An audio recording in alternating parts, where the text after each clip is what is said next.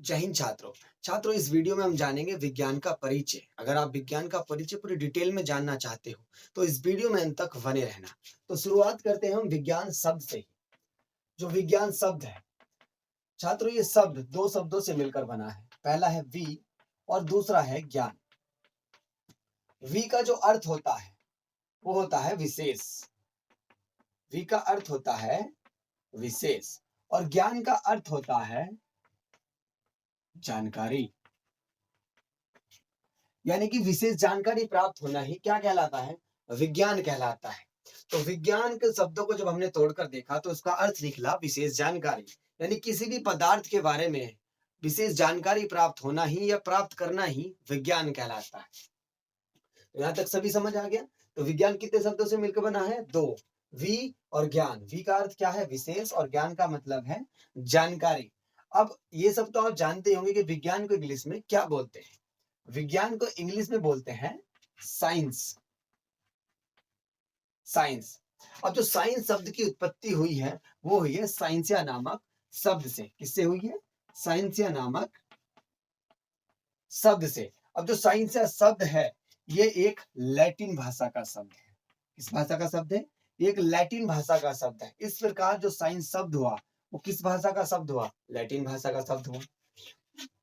तो यहां तक सभी को समझ आया। जो विज्ञान है वो दो शब्दों से मिलकर बना है, वी और ज्ञान। वी का जो अर्थ है वो है विशेष और ज्ञान का अर्थ है जानकारी।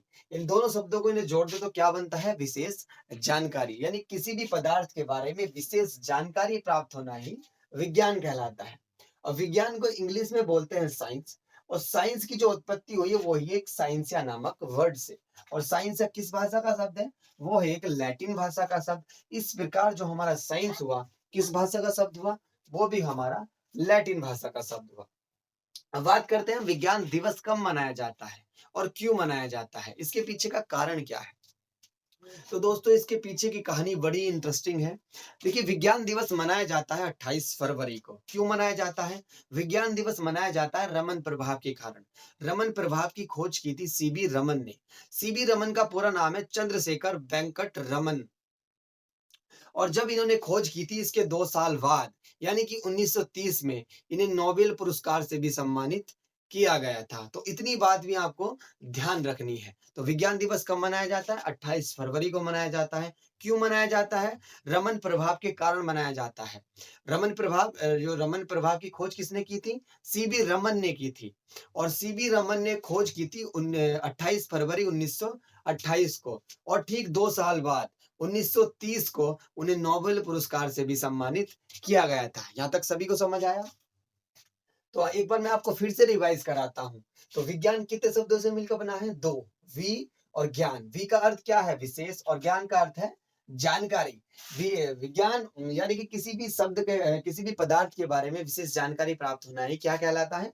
विज्ञान कहलाता है। विज्ञान को इंग्लिश में बोलते हैं हम साइंस। साइंस शब्द की उत्पत्ति किस शब्द से हुई है? साइंसिया नामक शब्द से हुई है। अब साइंसिया किस भाषा का शब्द है? लैटिन भाषा का शब्द है। तो इस प्रकार भी हमारा साइंस किस भाषा का शब्द हुआ? लैटिन। अगर आपसे कोई पूछता है कि साइंस किस भाषा का शब्द है तो अब आपको जवाब देना है साइंस एक लैटिन भाषा का शब्द है। अब बात करते हैं साइंसिया। ये साइंसिया का अर्थ क्या है? तो साइंसिया का जो अर्थ है, साइंसिया का जो मीनिंग है वो होता है टू नो। क्या होता है? To know. टू नो का मतलब है जानना। क्या है? जानना। यानी कुल मिलाकर जो विज्ञान का अर्थ निकलता है वो होता है जानना या किसी भी पदार्थ के बारे में विशेष जानकारी प्राप्त करना। अब मैंने आपको बताया था विज्ञान दिवस कब मनाया जाता है। तो विज्ञान दिवस मनाया जाता है 28 फरवरी को। 28 फरवरी को। क्यों मनाया जाता है? रमन प्रभाव के कारण। किसके कारण? रमन प्रभाव के कारण। रमन प्रभाव क्या होता है? रमन प्रभाव प्रकाश का एक सिद्धांत होता है जो आप फिजिक्स के अंतर्गत उसको पढ़ोगे। अब विज्ञान दिवस कब मनाया जाता है? 28 फरवरी को। क्यों मनाया जाता है? रमन प्रभाव के कारण। रमन प्रभाव की खोज किसने की थी? रमन प्रभाव की खोज की थी सीबी रमन ने। किसने की थी? सीबी रमन ने। सीबी रमन का पूरा नाम क्या है? सीबी रमन का पूरा नाम है चंद्रशेखर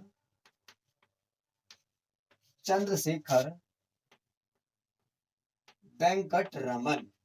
चंद्रशेखर वेंकट रमन। और सीवी रमन ने रमन प्रभाव की खोज कब की थी? उन्होंने की थी 28 फरवरी 1928 को। और ठीक 2 साल बाद इन्हें नोबेल पुरस्कार से भी सम्मानित किया गया था। कब किया गया था? सन 1930 में इन्हें नोबेल पुरस्कार से भी सम्मानित किया गया था। तो यहाँ तक सभी को समझ आया? छात्रों, अब बात करते हैं विज्ञान के फादर की, यानी विज्ञान के पिता, यानी कि विज्ञान के जनक किसे कहा जाता है? तो विज्ञान के जनक कहा जाता है अरस्तु को। किसे कहा जाता है? अरस्तु को। और अरस्तु का जो इंग्लिश में अरस्तु का इंग्लिश नेम है एरिस्टोटल। इंग्लिश में बोलते हैं इसको एरिस्टोटल। हमें ये दोनों नाम पता होने चाहिए, क्योंकि इसका हिंदी में नाम अलग है और इंग्लिश में अलग। अब बात करते हैं हम विज्ञान की शाखा की। तो विज्ञान की कितनी शाखा होती है? तो विज्ञान की 3 शाखा होती है, यानी विज्ञान को 3 पार्ट में डिवाइड किया गया है। कितने पार्ट में डिवाइड किया गया है? 3 पार्ट में डिवाइड किया गया है। सबसे पहले विज्ञान के अंतर्गत आप पढ़ोगे रसायन विज्ञान। रसायन विज्ञान, रसायन विज्ञान को इंग्लिश में बोलते हैं केमिस्ट्री। केमिस्ट्री। और दूसरा पार्ट, विज्ञान का दूसरा पार्ट है जीव विज्ञान। जीव विज्ञान, जीव विज्ञान को इंग्लिश में बोलते हैं बायोलॉजी। बायोलॉजी। और तीसरा पार्ट है विज्ञान का भौतिक विज्ञान। भौतिक विज्ञान, भौतिक विज्ञान को इंग्लिश में बोलते हैं फिजिक्स। अब एक एक करके हम इनका भी परिचय कर लेते हैं। सबसे पहले बात करते हैं हम केमिस्ट्री की। तो केमिस्ट्री जो है वो केमिस्ट्री शब्द की उत्पत्ति हुई है केमिया नामक वर्ड से। केमिया नामक वर्ड से इसकी उत्पत्ति हुई है। केमिया नामक शब्द मिस्र देश से लिया गया है। किससे लिया गया है? मिस्र देश से लिया गया है। और केमिया का जो अर्थ होता है, केमिया का अर्थ होता है काली मिट्टी या पदार्थ। काली मिट्टी या पदार्थ। बात करते हैं हम केमिस्ट्री के पिता की। तो केमिस्ट्री के पिता किसे कहा जाता है? केमिस्ट्री के फादर, यानी कि जनक, केमिस्ट्री के फादर कहा जाता है लेवोजियर को। किसे कहा जाता है? लेवोजियर को। बात करते हैं बायोलॉजी की। तो बायोलॉजी बेसिकली 2 शब्दों से मिलकर बना है। पहला है बायोस और दूसरा है लोगोस। बायोस का जो अर्थ है, बायोस का अर्थ है लिविंग। बायोस का अर्थ है लिविंग। और लोगोस का अर्थ है स्टडी। स्टडी यानी कि अध्ययन। अब लिविंग का अध्ययन करना ही, यानी कि जीवन का अध्ययन करना ही जीव विज्ञान कहलाता है। बात करते हैं हम लिविंग। लिविंग होते हैं 2 प्रकार के। एक तो होता है एनिमल और दूसरे होते हैं प्लांट। एनिमल मतलब जंतु, जीव जंतु, और प्लांट का मतलब है पेड़ पौधे।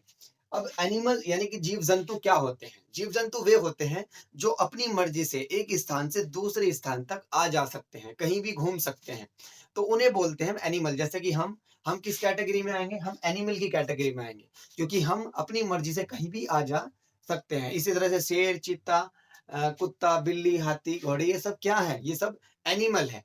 तो बेसिकली जो इसकी परिभाषा है वो ये होती है कि जो जंतु एक स्थान से दूसरे स्थान तक आ जा सकते हैं उन्हें हम बोलते हैं एनिमल। बात करें प्लांट की, प्लांट होते हैं पेड़ पौधे। तो बेसिकली पेड़ पौधों को तो हम सभी जानते हैं, लेकिन बात करें इसकी परिभाषा की, तो प्लांट वे होते हैं जो केवल अपने स्थान पर ही खड़े रहकर हिलने ढुलने की क्रिया करते हैं, उसे हम बोलते हैं प्लांट यानी कि पेड़ पौधे। बात करें हम एनिमल की, तो एनिमल के जो हम एनिमल का अध्ययन जब हम एनिमल के बारे में पढ़ेंगे तो वो पढ़ेंगे हम जूलॉजी के अंदर। किसके अंदर पढ़ेंगे? जूलॉजी के अंदर पढ़ेंगे। बात करते हैं प्लांट की, तो प्लांट के जो बारे में हम पढ़ेंगे वो पढ़ेंगे हम बॉटनी में।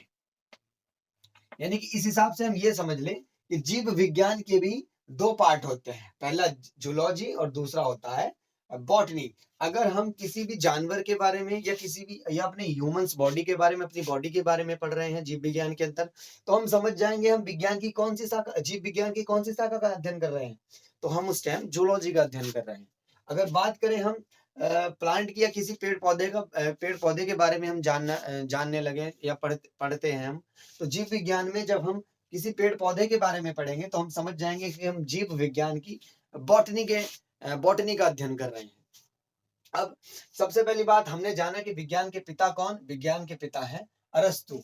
और इसी तरह से जीव विज्ञान के पिता कौन है, जीव विज्ञान के पिता भी अरस्तु। और तीसरी एक सिमिलैरिटी वाली बात यह कि इसी तरह से जूलॉजी के पिता भी कौन है, जूलॉजी के पिता भी हैं अरस्तु। कौन है, अरस्तु। यानी कि तीन यहाँ पे हमने 3 जगह देखा जिसके पिता अरस्तु निकल कर आए। सबसे पहले हमारे विज्ञान के फादर कौन, विज्ञान के फादर कौन, विज्ञान के फादर है हमारे अरस्तु, जिसे हम इंग्लिश में बोलते हैं एरिस्टोटल। दूसरी बात, जीव विज्ञान के पिता कौन, अरस्तु यानी कि एरिस्टोटल। तीसरी बात, एनिमल यानी कि जूलॉजी के पिता कौन, अरस्तु। बात करें बॉटनी की, तो बॉटनी के पिता है थ्रियोफ्रस्टस। कौन है, थ्रियोफ्रस्टस,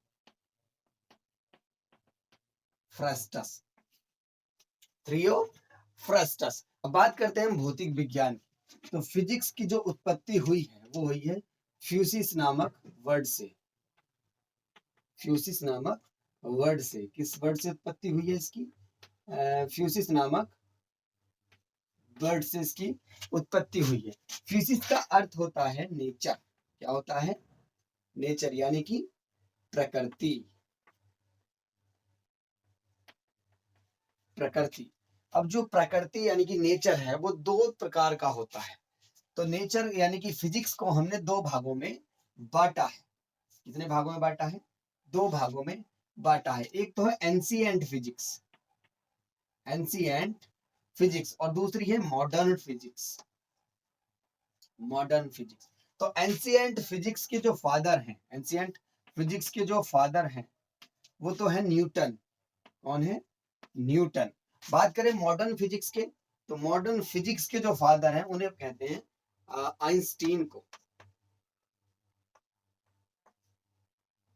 आइंस्टीन को। तो फिजिक्स की उत्पत्ति हुई है फ्यूसिस नामक शब्द से। फ्यूसिस का अर्थ होता है नेचर। नेचर को बांटा गया है 2 प्रकार में, यानी फिजिक्स को बांटा गया है 2 भागों में। एक है एंशिएंट फिजिक्स और दूसरी है मॉडर्न फिजिक्स। एंशिएंट फिजिक्स के फादर होते हैं न्यूटन और मॉडर्न फिजिक्स के फादर होते हैं आइंस्टीन, आइंस्टीन।